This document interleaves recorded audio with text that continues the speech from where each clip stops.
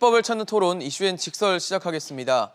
4차 재난지원금을 지급하기 위한 추가 경정 예산안이 국회 본회의를 통과했습니다. 이로써 4차 재난지원금이 4월 중에 지급될 것으로 예상되는데요. 과연 그 효과는 어떨지 또 남은 과제는 무엇일지 이 전문가들과 자세히 짚어보겠습니다.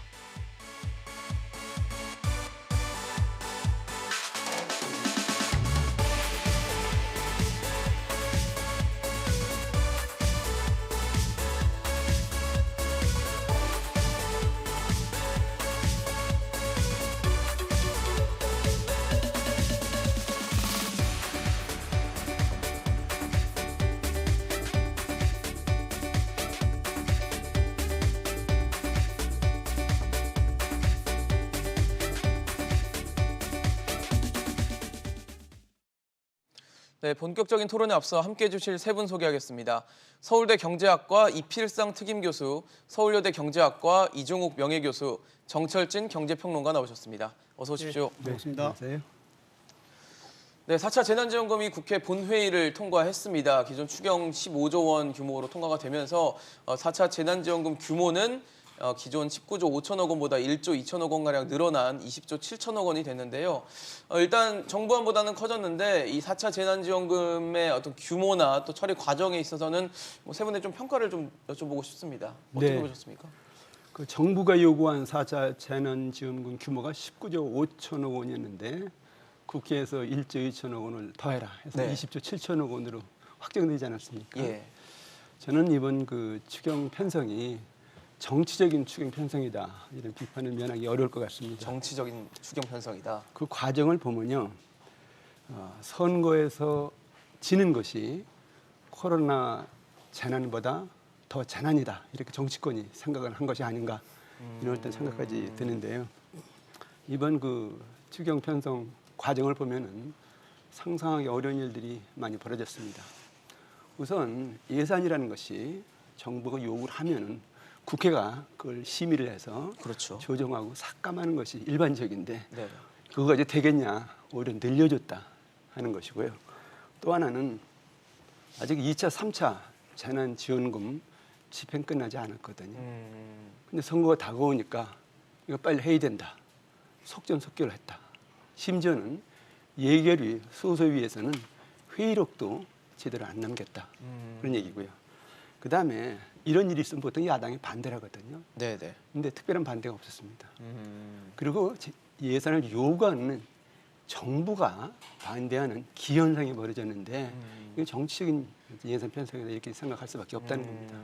근데 정말 중요한 것은 그냥 편성이 됐으니까 잘 써야 되는데 그 내용이 선심성이 좀 강하다 하는 것인데 이번에 그 총 예산 그 사용하는 거 보면은 총 690만 명한테 지급을 하는데 최대 현금 500만 원, 전기료 삭감 180만 원에서 680만 원까지 지원을 한다. 뭐 이런 내용인데, 근데 실제로 이 그렇게 큰 금액을 지원받는 사람은 전체 지원받는 사람들은 5%도 안 된다는 겁니다. 네. 그러니까 선심성으로 그냥 여러 사람한테 주는 그런 내용이지 이 정말로 이 코로나 이 재난을 제대로 파악하고 경제를 그리고 민생을 올바르게 살리는 그런 내용이냐 이런 거에 대해서 의문이 많다 그런 얘기입니다. 알겠습니다.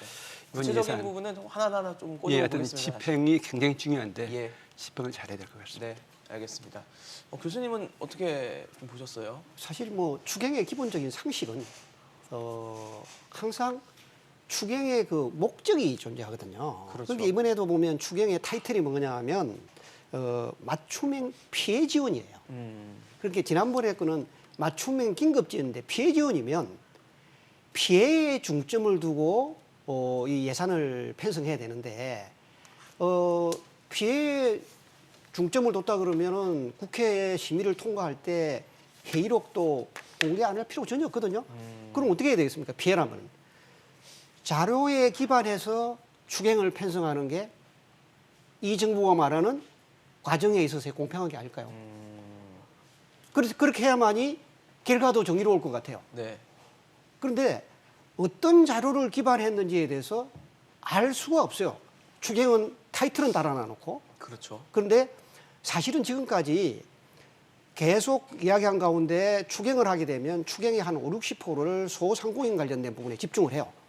그런데 소상공인에 지원했으면 지표상으로 소상공인의 일자리 유지라든지 뭔가 이 사람들의 삶의 고통이 좀 줄어들었다. 이런 게 있어야 될 것 같은데 네. 아시다시피 일자리 지표는 뭐 계속 안 좋아지거든요. 그러니까 도대체가 아까 우리 이필상 교수님 말한 대로 이게 이렇게 서두는 추경이라고 하는 것은 4월 서울시 선거와 연관되어 있다는 것을 생각 안 할 수가 없어요.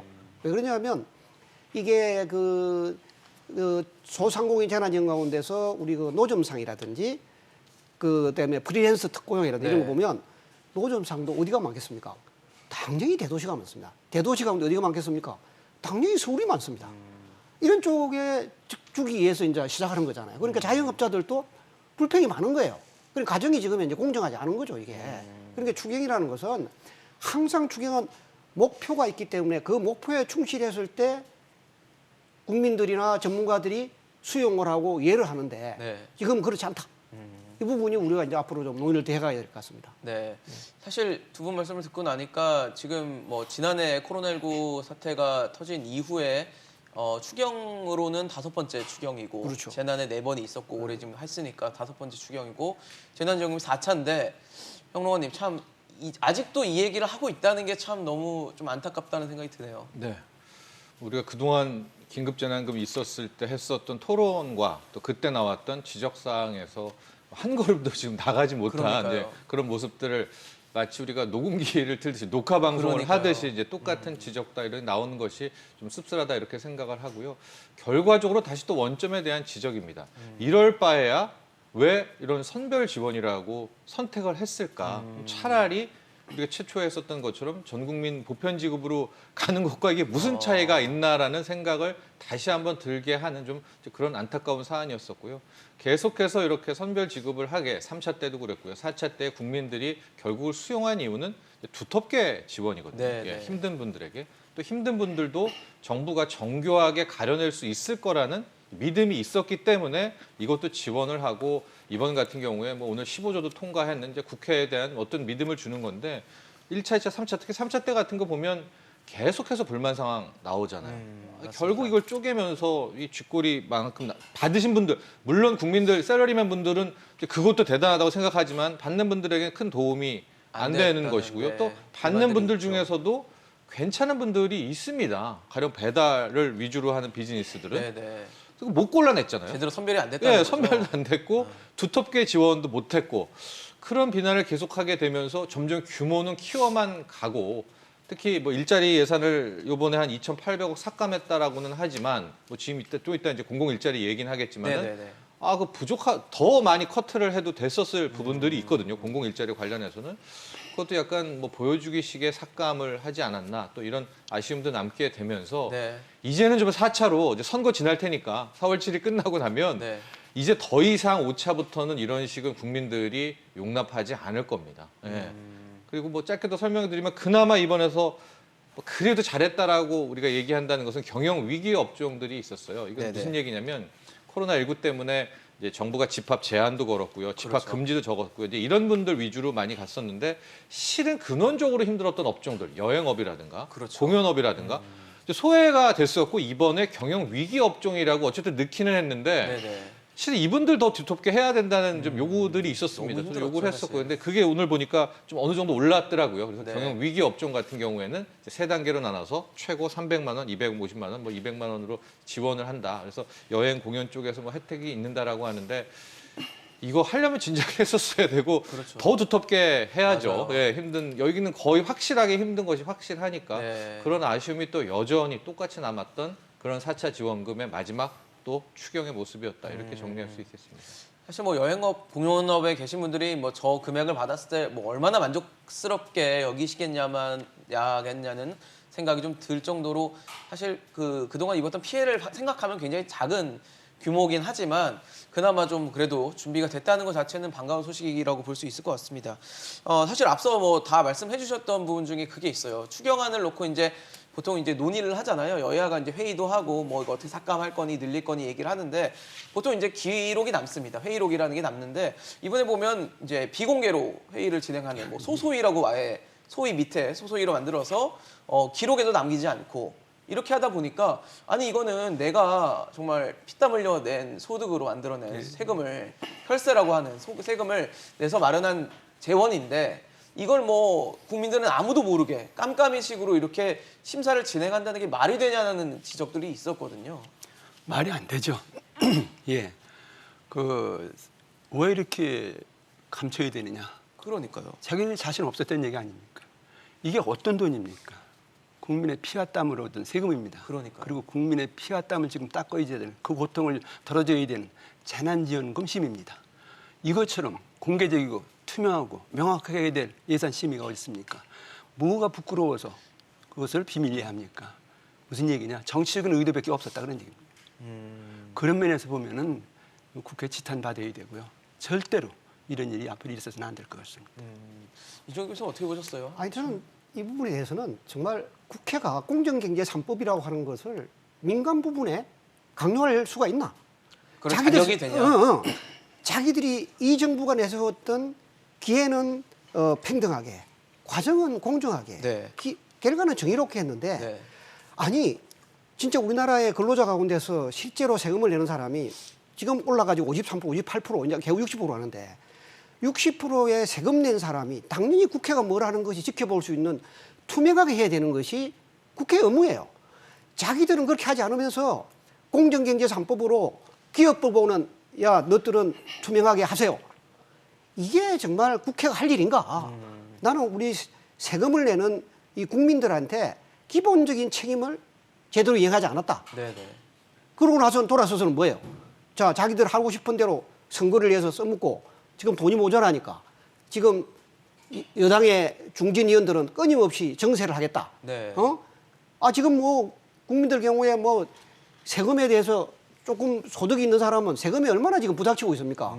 그런데 이 말을 그대로 한다 이거야. 그러면 자기들이 과정을 투명하게 하면 국민도 사실은 뭡니까? 우리 국민들에서 제일 그 중요한 이슈 가운데는 가세 의무 아니에요. 그렇죠. 조세 의무이기 때문에 국회가 정당하게 한다면 부담은 해야죠. 어려운 시기에. 근데 정치적으로 다 자금 배분해놔놓고 지금 저 재정이 좀 모자라니 정세를 하겠다. 네. 누가 동의를 하겠어요? 그러니까요. 돈은 어떻게 쓰겠다고 논의를 하는데 이 돈을 내는 사람들은 이걸 어떻게 쓰는지 어떤 과정을 거치는지 모른다. 그러니까 자기들이 할 때는 네. 투명하게 하지 않고 네. 남들이 할 때는 투명하게 해야 되고 내로남불 같은 거예요. 안 되면 검찰이 고발하고 또 검찰이 고발해서 안 하면 또 국회가 또 프레스를 주잖아요. 아니 나 이 쳐다보면 이제는 자기들이 정치적 슬로건을 내세웠으면 행동도 따라가야 된다 그렇죠. 생각해요. 맞습니다. 예? 저는 요즘 이거 4차 재난지원금 하면서 보면은 아니 피해 재난지원금이면 피해 업체의 평균이 얼마다? 라고 발표해야 되거든요. 소상공인 가운데서도 매출이 4억 넘는 사람들은 실제적으로 견딜만 해요. 인터뷰를 해보면 네. 소상공인 가운데 힘든 사람들은 2억 내지는 3억 범위 미만에 있는 사람이 힘들지 4억에 있는 사람들은 견딜만 해요. 저축한 것도 있고 등등하니까 이런 경우를 하더라도 선별적 지원을 해서 가야 되는데 그냥 뭐 앉아가지고 5인 이상 10억 미만 뭐 매출 좀 줄여주겠다. 이거는 한마디로 말해서 소상공인을 좀 저같이 이제 필드 스타디를 하고 하는 사람 입장에서 보면 야 이거 뭘 조사하고 준단 말이냐 이게. 도대체 국세청에 소상공인의 데이터가 뭘 있단 말이냐. 난 네, 국세청이 소상공인 데이터가 되는 것도 믿을 수가 없어요. 만약 저런 것이 국세청의 데이터를 기반으로 국회가 했다거나 정부가 했다면 네.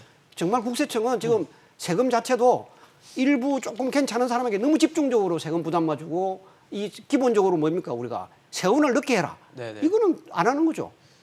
알겠습니다. 지금 뭐 사실 평론가님께도 좀 여쭤볼게요. 왜 이러는 겁니까?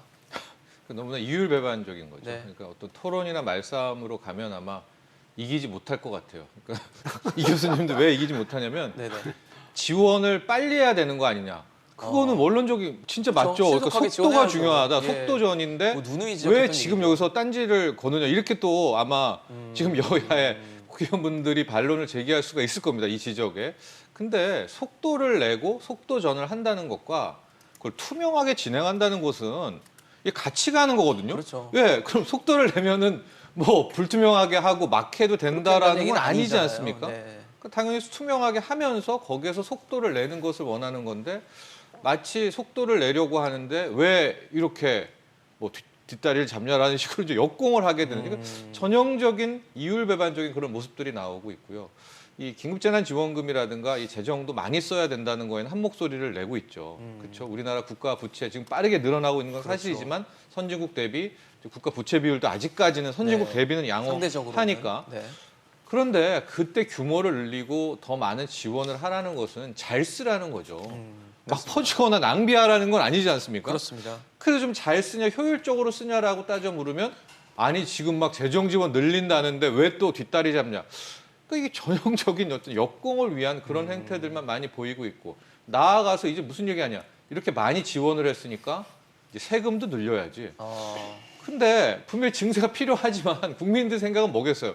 아니, 알토랑 같이 잘 쓰고 그렇죠. 증세를 안 하는 게 베스트 시나리오 아니겠습니까? 효율적으로 써야죠. 예, 근데 막 늘려놓고 막 쓰고 이제 부족하니까 국민의 책임인 세금 더 거둘게. 예, 세금을 해야 된다라고 또 이렇게 얘기를 해버리면 원론적인 부분에 답답하죠. 있어서는 뭐 다 맞죠. 네, 하고 네. 뭘 괜히 이야기하면 나쁜 사람 되듯이 얘기는 하겠지만 세부적으로 보면 이게 다 구멍이 나 있고 잘못했단 말입니다. 이제 그런 식의 흐름들이 계속 나오고 있는 겁니다.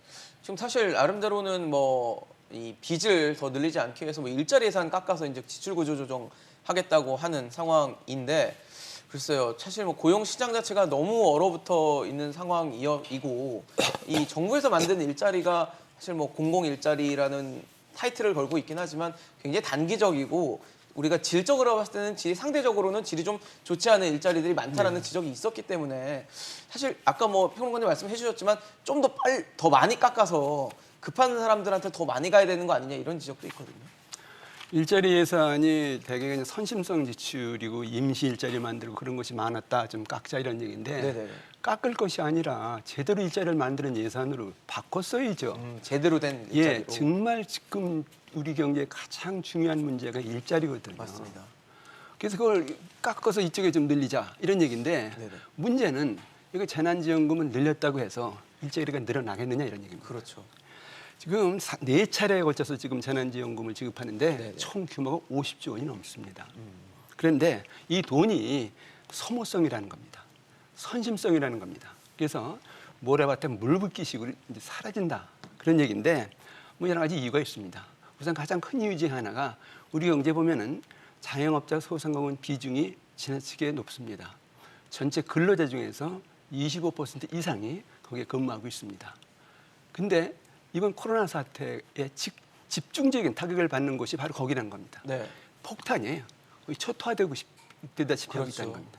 그러니까 여기 이제 어떻게든 이걸 살리는 그런 지원책과 이제 지원을 해야 되는데 이게 그냥 뭐 일시적으로 돈만 뭡니까 진통제처럼 주고 그러니까 제대로 살아나지도 않고 그다음에 일자리가 늘어날 리가 없다 그런 얘기고요. 그런데 두 번째 문제는 근본적인 문제인데 기저질환이 심합니다. 이 정부 들어서서 여러 가지 경제 정책을 폈습니다마는 기본적으로 산업 발전이 거의 멈췄습니다.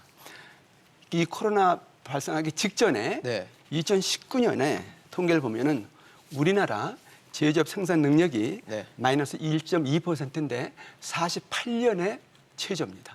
48년 말 설비 투자 7.6% 감소했는데 네. 10년 만에 최저입니다. 결국 우리 경제가 결국 성장 동력이 꺼지고 있다. 기저질환이 심각한 상태인데 여기 설상가상으로 코로나 사태가 터진 거예요. 여기서 돈 좀 집어넣는다고 해서 일자리가 만들어지고 경제가 살아나겠느냐. 아주 구조적으로 기저질환이 너무 심각하다. 근데 그거를 방치하고 손을 안 쓰고 있다. 이 얘기입니다. 그리고 이왕 재난지원금 지급하면은 네. 어떻게든지 그냥 일시적으로 주는 것이 아니라 살아나라. 그렇죠. 그래서 이렇게 살아나게 버틸 수 줘야 있게 되는데 해줘야죠.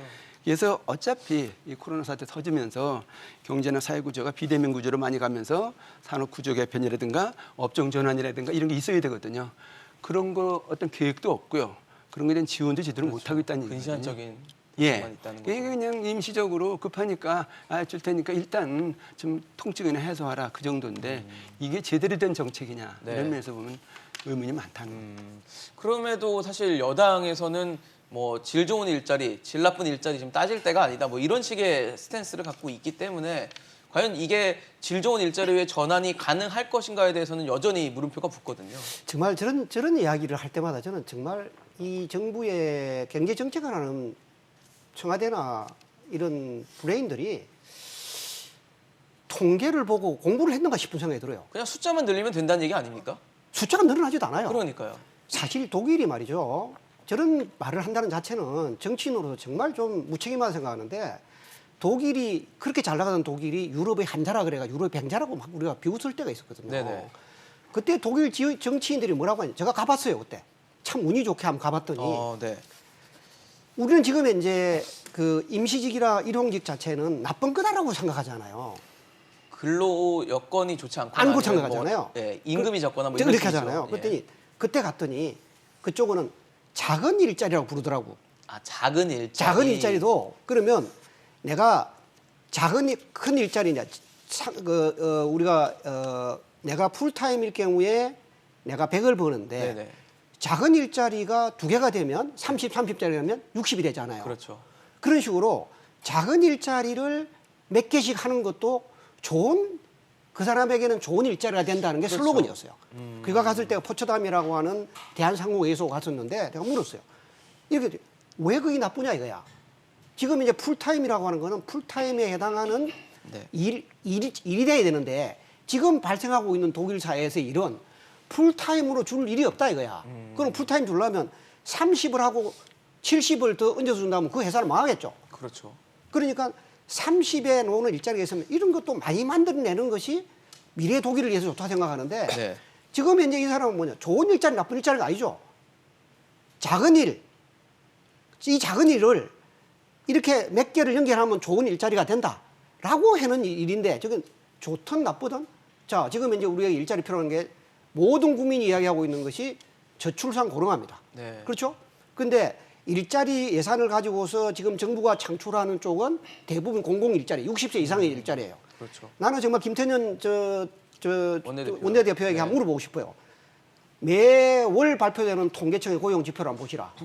얼마나 20대, 30대에 40대에 가정에 있어서의 가장의 역할을 해야 될 사람들 일자리가 얼마나 줄어들고 있는지 그걸 보고서 저런 말을 해야 되는 거지. 그러면 40대의 가장의 일자리 경우에도 보면 스몰 잡이 어떻게 하면 2개, 3개 해줄 것인가 이런 것이 정치인이 고민할 자리지 좋은 일자리, 나쁜 일자리 게재할 때가 아니다. 너무너무 저는 무책임하다고 생각해요.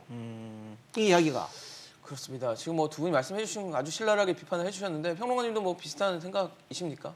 그렇죠. 뭐 계속 일련 속상이 있습니다. 이게 말싸움하기에 딱 좋은 말. 그러니까 당연히 질 좋은 일자리, 질 나쁜 일자리를 따질 때가 아니죠. 아니다, 뭐 이런, 네. 예, 뭐 삼성전자 좋은 일자리고 뭐 그 외 나쁜 일자리를 뭐 누가 차별하자는 그런 말은 아니거든요. 아니죠. 예. 근데 어떤 거기에 대한 문제점을 지적하려고 하면 저런 식으로 질 좋은 일자리, 질 나쁜 일자리 따질 때가 아니다. 잘 보시면은 지금 많이 늘린 부분이 이제 공공근로, 특히 어르신들의 공공 일자리 부분인데요. 최근 들어보면 그게 그렇게 필수적이지가 않습니다. 미화 부분이라든가요. 급식하는 부분들에 있어서 그게 불효불급한 부분들이 아니거든요. 근데 물론 이렇게 되면 이렇게 되받아칠 수가 있겠죠. 아니 그분들에게서 뭐 일주일에 이렇게 2번씩 나가서 받는 저게 얼마나 도움이 되는지 모르면서 또 하는 소리다.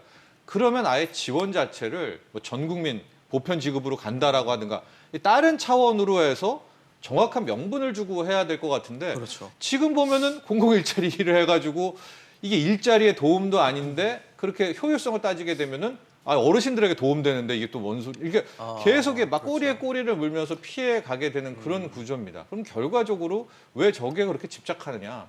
1월에 있어도 고용 쇼크를 생각할 수밖에 없습니다.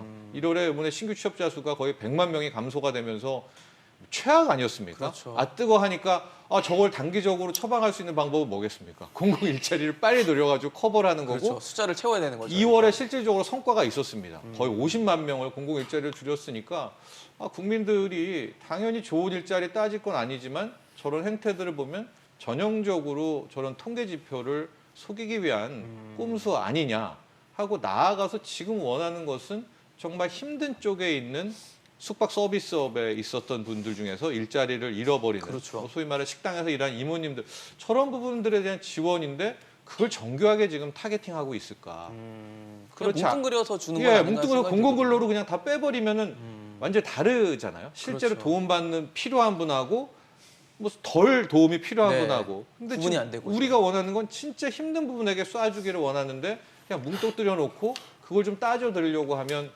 좋은 일자리 나쁜 일자리 구분하지 말라라든가. 그러니까요. 지금은 속도가 중요한데 뭐 속도전이라든가 이런 좀 본질을 자꾸 왜곡하게 되받아 치니까 참 답답하기만 한 거죠. 네. 사실 이번 4차 재난지원금에서 좀 눈에 띄는 부분 중 하나가 이 농가 또 어민들에게 대한 지원입니다. 한 30만 원 정도 지금 지급을 한다고 하는데 글쎄요, 이것도 또 얘기가 나오는 게 선거를 앞두고 있다 보니까 또 다른 또 포퓰리즘 정책의 일환이다라는 지적도 있고 이분들도 힘든 부분들이 분명히 존재를 하기 때문에 지원을 해야 되지만 30만 원 가지고 이분들이 무슨 힘을 받을 수 있겠냐라는 여러 가지 지적들이 있거든요. 예. 그 코로나 사태가 터지니까요. 그 농가도 상당히 타격이 컸습니다. 화훼 농가들, 그다음에 학교 급식, 그렇죠. 농촌 관광, 외국인 인력 부족 네. 뭐 등등해서 상당히 타격이 컸고요. 또 특히 중요한 것은 이 코로나 사태가 터지니까 세계 각국이 식량 안보다 해서 수출을 줄이고 맞아요. 가격이 올라갔다는 겁니다. 네네. 그러니까 우리 입장에서 보면은 식량 안보를 지킨다는 차원에서 농업의 피해 이거 큰일 났다. 맞아요. 그걸 어떻게든지 그 문제를 대책을 세웠어야 되는데 네. 방치했다는 겁니다. 그리고 심지어는 2차, 3차 재난지원금 때 제외를 했다는 겁니다. 그래서 이번에 4차 재난지원금도 처음에는 포함을 안 시켰어요. 네네. 그러다가 이제 농민들 뭐 계속 반대하고 그다음에 뭐 투쟁하고 뭐 이러니까 이건 안 되겠다 해서 이제 넣은 것 같은데 결국 그동안 농민들 입장에서 보면은 야 우리가 표도 표 숫자도 적고 힘도 없고 목소리도 낮으니까 그런 거 아니냐 그런 어떤 불만이 나올 수 있는 그런 상황이라는 것이거든요. 네. 근데 이걸 이번에 집어넣는데 0.5헥타르 이하의 농가 네, 아주 소규모 농가를 30만 원 대상으로 한다는 거죠. 30만 원 주겠다 이런 얘기인데 30만 원을 이거 가지고 정말 이 재난 극복을 하라는 거냐 이거 용돈이냐 뭐냐 그러니까요. 이게 참 이런 차원에서 보면은 이거 참 너무 이게 안타깝고요. 이러면 안 되는데 이게 정말 그 재난지원금의 목적이 아닌데 이런 생각이 들어가지고 좀 참담하다는 생각이 드네요. 사실 지금 뭐 농민분들이나 어민분들이 뭐 30만 원 없어서 지금 힘든 상황을 겪고 있는 건 아니거든요. 그렇죠. 예. 아마 이 농민들 가운데서도 이제 저도 제 집안에 기농하신 분이 있거든요. 농사를 좀 짓고 계신 분이 계시군요. 계신데 기농하고 나서 하는 말이 이렇게 농업 하시는 분에게 보조금이 많은지 몰랐다. 보조금이 많다는 거예요. 예. 그러니까 사실은 저런 경우도 한번 물어보고 싶어요. 농민들에게 30만 원이 중요합니까? 생산된 농산물들을 좀 많이 사주기를 바랍니까? 미국에서 통계를 냈습니다. 현금 재난지원금을 받겠습니까? 경기 부양을 원합니까? 미국 국민들 68%가 재난지원금 현금 필요 없다. 경기 부양해서 일자리 생기게 하고 경기 활성화시키게 되라. 하는 거를 기대하는 거군요. 저거는 말이죠. 소농가에게 30만 원 주는 거는 어떤 이유로 내가 30만 원이라고 하는 돈이 되는지는 모르겠어요. 저것도 계산을 하려면 저 30만 원이라는 것이 실제로 필요한 돈이 얼마쯤 되는데 한다든지 뭔가 근거가 있어야 될 거라고요. 네. 그냥 줬다? 저게 무슨 의미가 있냐고요. 그냥 농민들에 대한 보편적 지원. 물론 뭐 누가 30만 원 주는 거 싫어할 사람 한 명도 없죠. 그렇지만 실제로 농가에 저게 주목으로 나서 저 사람들에 있어서 농업 경쟁력이라든지 등등의 어떤 효과가 있는가를 이야기하는데 한 명 설명을 못 하잖아요. 그러니까 저 자체라는 게 그냥 우리가 소위 말하는 퍼주기밖에 안 되고 저 돈이 약간 뭐 어떤 국회에서 소위원회 할 때 약 1조 2천억 가까이를 저쪽에 배정을 하더라고요. 네네. 아까 선생님 말씀하신 대로 그동안에 농어민에 대해서 한 거에 그럼 도대체 우리 국회의원이 돈 내는 게 아니잖아요. 우리가 세금 낸 건 우리가 설명을 해야죠. 네네. 근데 국회는 정말 웃기는 게 기업을 경영할 때는 투명하게 주주에게 설명을 해놔놓고 국회가 뭘 할 때는 국민들 세금 낸 사람 우리가 국민인데 아무것도 몰라요. 그러니까요. 일방적으로 가는 거예요. 농민들에게 제가 물으면 한번 슈퍼마켓 가보세요. 요즘 물가 올라가 있어서 걱정하지 마세요. 좀 이따가 새 양파가 나오면 가격이 내려갑니다. 이렇게 하거든요. 그럼 농민들에게 물어봐요. 왜 그게 30만 원이 중요한지 오히려 정부가 그거를 사가지고 아까 말한 어려운 사람 있잖아요. 네네. 어려운 사람들에게 나눠주는 것이 더 국가가 농민 도와주는 건지 아마 경제학적인 걸 하라 그러면 30만 원보다도 농가에 놓은 걸 사가지고 그렇죠. 어려운 사람 나눠주는 것이 훨씬 더 효과적인 경제정책이 될 겁니다. 그런 토론이 없는 거예요, 그냥. 그러니까요. 네? 저 30만 원이 어떻게 나왔는지 아니면 이 30만 원 갖고 과연 그 위기 극복이 가능한 숫자인지도 국민들은 잘 모르거든요. 이게 어떻게 정해졌는지 자체를. 그렇죠. 또 중복 지원에 대한 문제가 있습니다. 아마도 그런 지원 문제는 정부가 잘 알고 있을 것 같아요. 기존의 농어민들에 대한 지원이 보조금이나 이런 것들. 보조금들이 어떻게 이루어지고 있고 특히 코로나19 관련해서 얼마나 힘들어졌는지 분명히 농어민들 중에서 농가 축산농가 중에서도 타격을 받은 곳들이 있지 않습니까? 그렇죠.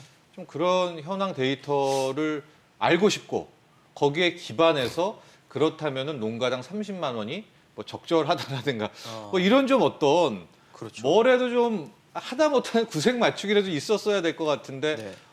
지금 농어민도 힘듭니다. 그러니까 힘들죠. 앞으로 포함하고 이제 뭐 4차, 5차가 돼도 모든 이런 재난지원금에 농어민들도 다 포함시킨다. 그리고 30만 원이다. 그래 버리면 1년 속도를 우리가 처음 들었을 때는 맞다 힘들지 지원받아야 된다라고 하는데 그러면 모든 논의가 또 원점으로 가죠. 지금 홍남기 경제부총리도 아마 저 얘기를 했다가 이거 아마 다시 거둬들인 것 같은데 네네. 화훼농가 농촌 쪽에는 정부가 이미 지원을 하고 있기 했고 때문에. 반영되어 있는데 추가 30만 원이 나갔다 이제 그런 걸 얘기하고 싶었던 네네네. 것 같아요. 그러니까 저런 정부 이야기는 또 국회에서는 묵살되고 지금까지 봤을 때는. 홍남기 부총리도 더 이상은 뭐 세게 이제 발언을 하지 못하면서 됐고요. 그러니까 이제 농어민이 또 포함이 됐잖아요. 그러면 이제 전국민 보편지원금으로 가야 되는 거 아닙니까? 왜냐면 이게 조금씩 다 넓어지고 들어가면 있죠, 점점. 이럴 바에야 선별이라는 게 의미가 점점 사라지게 되니까. 코로나19에 힘들지 않은 국민들이 있나요? 없죠. 그렇게 다들 하면 힘든 만약에 시간을 저런 식으로 갖고 이야기를 있습니다. 하면 모두 다 해줘야 되는 거 맞죠? 모든 국민이 다 힘들죠, 지금. 그러니까요. 맞습니다. 힘들지 않은 국민은 없습니다. 지금 뭐 어느 정도 힘듦의 차이는 좀 있겠지만 그렇죠. 다들 어려운 시기를 겪고 있는 것은 뭐 분명한 사실인데 지금 사실 뭐 이번에 이렇게 뭐 농민들에게 30만 원씩 주겠다. 그리고 또 저번에도 한번 저희가 논란을 한번 짚은 적이 있지만 그 부모가 실직하거나 폐업한 대학생들에게 또 주겠다. 이러니까 갑자기 뜬금없이 대학생 나오고 네. 농민 나오고 이러니까 뭐 선거를 또 앞두고 있다 보니까 이게 역시 민심 표심 잡으려고 만들어낸 수단이다 이런 지적들이 있거든요. 어떻게 보십니까, 교수님? 그러니까 그 농민들 입장에 봤을 때 이거 정말 재난을 대비하라고 주는 거냐? 그러니까요. 자기네들 쓰는 거 선심 쓰는 거 아니냐? 우리를 어떻게 보이려느냐? 이런 어떤 이제 이 참담 생각이 지금 드는 거죠. 근데 이번에 어쨌든 간에 추경 편성하는 거 보면은 예. 야, 어떻게 하면은 여러 사람한테 돈을 좀 풀어가지고 선심 이거 효과를 좀 현 높이겠느냐? 정부가 이거 했다라는 예, 거죠. 예. 예, 여당이 해냈다. 그런 어떤 성향이 너무 강하다는 거예요. 그래서 제가 아까 처음에 말씀드린 대로 정치적인 이게 추경 편성이다. 근데 이 상황에서 이렇게 추경 편성을 정치적으로 한다 이렇게 된다면은 이건 정치도 망치고 경제도 망치는 이거 정말로 악입니다. 그래서 이렇게 하면 안 된다는 거예요. 사실 그런 생각도 들었어요. 국민들을 너무 우습게 보는 거 아닌가라는 생각도 들었거든요. 나는 뭐 그런 것보다는 이 정부의 대통령이 우리는 지금도 기억하죠. 5월 11일 날인가 대통령 취임식 할 때, 네, 2017년입니다. 할 때, 결과는 정의롭다 그랬잖아요.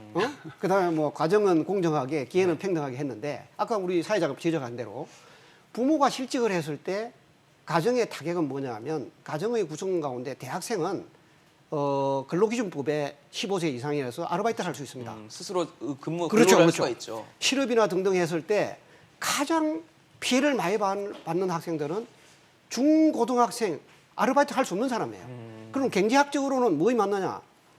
근로를 할 수 없는 상황에 있는 사람에게 집중 지원해 주는 게 맞거든요. 예. 그러니까 이게 아까 우리 이 교수님도 이야기했지, 이필상 교수 이야기했지만은 경제적 논리에 맞게끔이라도 이야기해야 되는 거예요. 아버지가 실직을 하고 어려운 상황에 들어가면 가장 어려운 사람은 뭐냐 하면 그 집 어린애, 국민학생, 중학생, 고등학생까지 으로 가장 어려운 사람이 누굽니까? 어린이거든요. 그런데 집중을 해야 되는 거예요. 그럼 국민들이 내가 세금 내는 거에 대해서 이게 내가 세상에서 제일 좋은 이때는 사회적 책임이다. 봉사활동이다 생각하고 세금 낼 거예요. 저렇게 세금 내면 굉장히 이론적으로 안 맞는 거예요.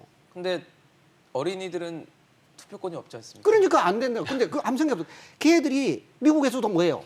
미국에서도 재난지원금 줄 때 성인 주고 그다음에 애들 따로 주잖아요. 왜 그러냐? 미국에도 싱글맘이 하루에 몇 시간 이상 일을 못하면 그 집 예. 가정이 어려운 거예요. 누가 어려우냐? 애들이 어려운 거예요. 애가 어려우면 애가 어려워서 영양이나 건강을 제대로 못 보면 걔들이 성장 과정에서 계속 그 국가의 재정에 부담을 주는 거예요. 그 사람의 인생에서도 허약해지는 거고. 그렇죠. 그렇기 때문에 저런 부분도 저 말은 맞아요. 코로나 때문에 부모가 어려워졌으니까. 어려워졌다. 네. 그럼 그게 집중 지원을 해야 되죠. 왜 대학생한테 줍니까? 그러니까 자꾸 표심 얘기가 나오는 거고. 아니 논란이 그렇다고 될 수밖에 없는- 될까요? 저거 네. 뭐 내 개인적인 이야기지만은 사람이 똑같은 재정을 해서라도 세금 내는 사람이 감동을 하고 공감을 하고 그랬을 때 응원이 들어가는 게 아닐까요?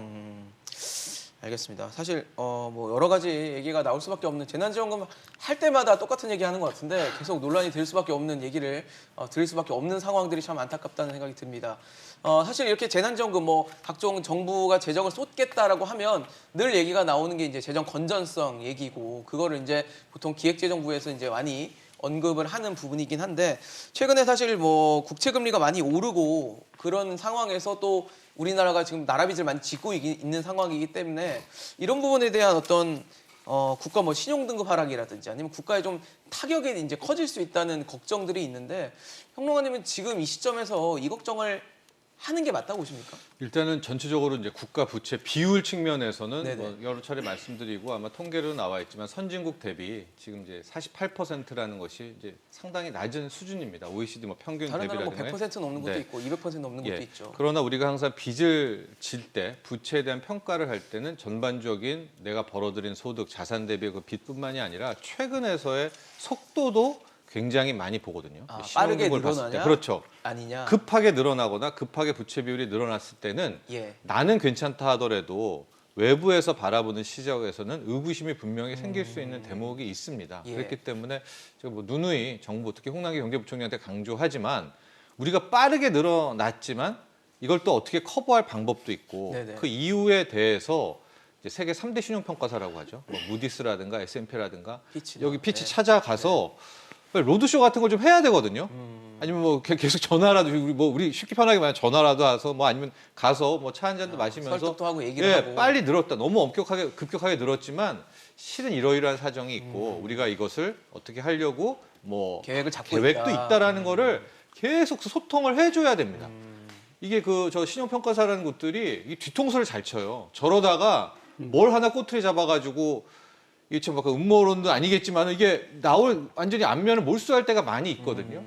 그러니까 어젠가 뉴스에서 또 이 홍남기 경제부총리가 무디스와 뭐 또 네. 한다라고 하더라고요. 네네. 설명을. 이제 그런 과정을 굉장히 많이 거쳐야 될 필요가 있다. 그래서 이것은 정부에서 설명할 의무들은 분명히 생각보다 더 과하게 전화 한 번 할 거를 한 진짜 5번 이상 해가지고 계속 알려야 되고 그들의 그 낌새라든가 이런 것들을 계속 촉각을 곤두세워야 돼요. 우리 외환 보유가 높으니까 그렇죠. 특히 국가 부채 비율 뭐 상대적으로 낮으니까 이런 거에서 안주해서는 안 된다는 됩니다. 거죠. 사실 지난해 2월에 피치가 그런 얘기를 했거든요. 예. GDP 대비 국가 부채 비율이 한 46%까지 상승한다면 물론 시점을 2023년으로 못 받긴 했지만 46%를 넘어서게 된다면 국가 신용등급에 중기적으로 하방 압력이 될 수 있다라는 얘기를 하는데 지금 저희 이미 46%를 넘어섰거든요. 예. 그러다 보니까 자연스럽게 걱정을 할 수밖에 없습니다. 아니 근데 국가 부채 비율이 48% 정도면은 낮은 것이다. 그 얘기를 자꾸 하는데요, 정부가 또는 정치권이 네네. 굉장히 저는 위험한 논리라고 생각을 합니다. 무슨 얘기냐면은 아까 말씀하신 대로 이제 속도가 중요한데 네. 사람이 병원에 갔을 때 당신 몸무게가 얼마예요? 그것도 중요하지만은 네. 얼마나 몸무게가 빨리 줄어듭니까? 아 그렇죠. 빨리 줄어들면 그 사람 심각한 병 뭐가 있는 거죠? 예, 네. 있는 겁니다. 이상이. 예, 그리고 중요한 거는 그 빚이 많아도 우리 기업 같은 경우 보면요, 여전히 건강하게 계속 성장하는 기업이 있습니다. 빚이 적어도 부도가 나는 기업이 있습니다. 그렇습니다. 이게 무슨 얘기냐면은 그 경제의 어떤 체질이나 구조에 따라서 부도 위험이 얼마나 높으냐, 그다음에 부자 상환 능력이 있느냐, 이게 중요하다는 겁니다. 근데 우리 경제 보면은 아까 말씀드린 대로 기저 질환이 굉장히 큽니다. 산업이 거의 지금 제대로 발전 안 하고 있는 상태입니다. 성장률이 계속 곤두박질하고 있습니다. 고용 창출이 안 되고 있습니다. 이런 어떤 그 상태에서 빚이 너무 많다는 겁니다. 근데 빚이 한 군데만 있는 것이 아니고요. 예.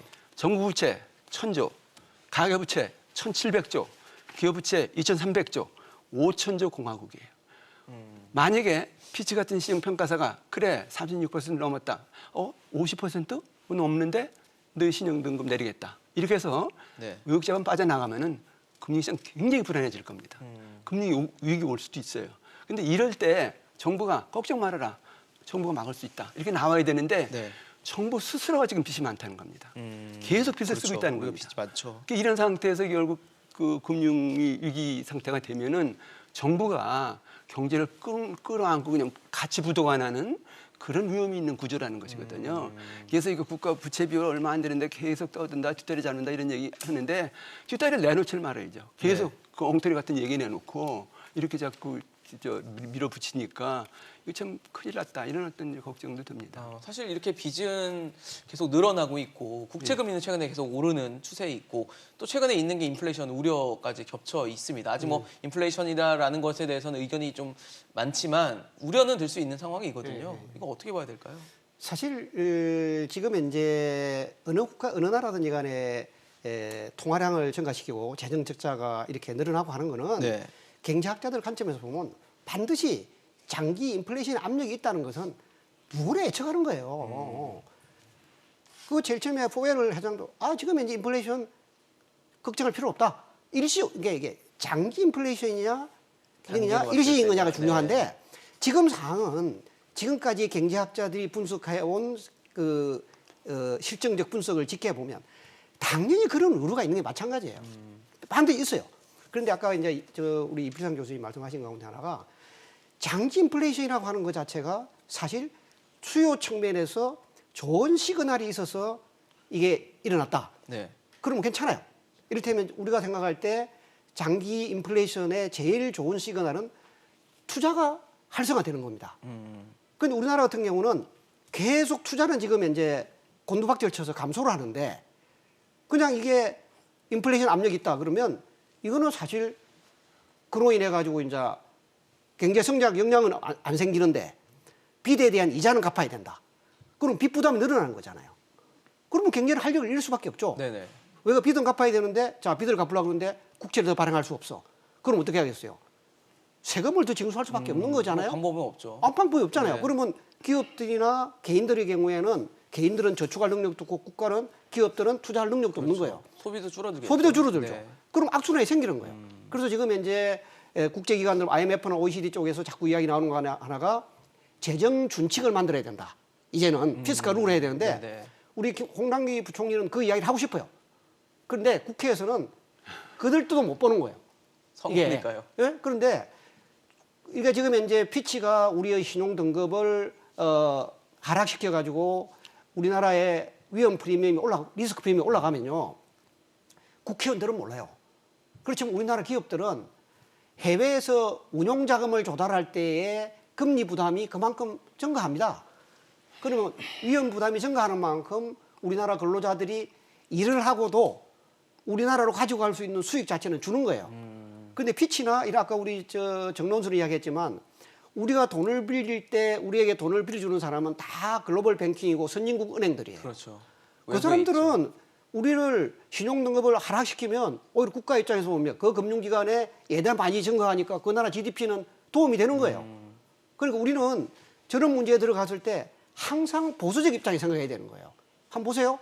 우리나라의 GDP 가운데서 한 45, 6%가 해외에서 돈을 빌려오는 거예요. 네. 그런데 당연히 뭐냐 해외에서 돈을 해외 수출해서 하는 건데 수출할 때 필요한 이 운용 자금 같은 경우는 해외 은행에서 빌려오는 거거든요. 네네. 그럼 뭐 금리 부담이 더 크면 그러니까요. 마진이 떨어질 거 아닙니까?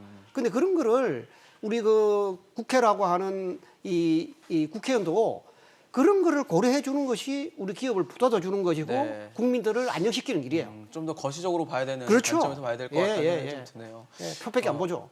네, 그러니까요. 아, 그래요? 그래서 걱정이 좀 공감해도 괜찮아요? 네, 좋습니다. 네, 평론가님께도 좀 여쭤볼게요. 사실 지금 뭐 워낙 저금리 상황이었고 미국도 아직 제로 금리가 유지되고 있는 상황이긴 하지만 계속 금리 인상에 대한 대비는 해야 된다라는 얘기들이 나오거든요. 이건 어떻게 좀 보십니까? 그렇습니다. 뭐 금리가 오르면 주식, 부동산 타격 이거야 뭐 너무나 많이 들었던. 그러니까 빚도 많이 졌고 예, 비투라는 그런데 것도 많이 했으니까요. 예, 제가 걱정하는 건 우리나라 이제 가계부채죠. 네. 1,700조고 얼마 전에 발표됐던 이제 가계 그때 1,700조는 가계 신용이라고 해서 이제 광범위안의 네. 이제 가계 부채인 것이고 은행권 가계 대출만 따로 그러니까 협의의 대출을 봤더니 1,000조 원이 넘었습니다. 예. 이게 진짜 어마어마한 1년 만에 액수죠. 100조가 넘게 늘어나니까. 예. 그런데 그 1,000조 원도 이제 저건 은행권입니다. 전체 부채는 이제 예. 1,700조고요. 가계 신용은 1,003조인데 한 70% 이상, 700조 이상은 주택담보대출, 부동산이랑 집 엮여 때문에. 있고요. 나머지도 전세자금대출, 신용대출이 있는데 이것도 실은 집이에요. 그렇죠. 예, 그러면 전반적으로 뭐 1,000조 원 이상이 우리가 부동산과 연계가 돼 있죠. 그런데 이제 금리가 올랐을 때 타격받는 것 주식은 일단 전반기에는 오히려 호재로 받아들일 수도 있습니다. 민감주는. 근데 네. 부동산은 이제 서서히 문제가 되죠. 네, 그렇죠. 근데 지금 뭐 당국도 그렇고 계속 우리가 원하는 건 집값 안정하잖아요. 집값을 떨어뜨리려고 하는데 만약에 이게 집값이 떨어지면은 이게 무슨 연쇄부도 같은 일들이 펼쳐집니다. 그렇죠. 예. 도미노처럼 무너지는. 도미노처럼 무너지고 가게 무너지면 가게만 무너집니까? 금융권도 아, 그럼요. 같이 같이 무너지고요. 그러니까 분명히 언젠가 지금 뭐 러시아, 브라질, 또 터키 등등처럼 또 빠르게 금리 인상하는 곳들도 있습니다. 네네. 우리도 금리 인상 카드는 써야 될 것 같은데 뭐 이주열 총재는 안 한다고는 하지만 못하죠. 점점 늦춰질 겁니다. 왜냐하면 하는 순간 부동산이 무너지고 부동산 그렇죠. 때문에 그 우려를 예 이게 현실로 봤을 때는 예. 그러니까 이게 집값이 높아졌던 것만큼 빚도 커졌다라는 것이 이것이 가장 큰 걱정인 것이고 알겠습니다. 또 하나의 더 큰 문제는 지금 유럽이라든가 이쪽은 오히려 가계부채는 한번 끊어냈어요.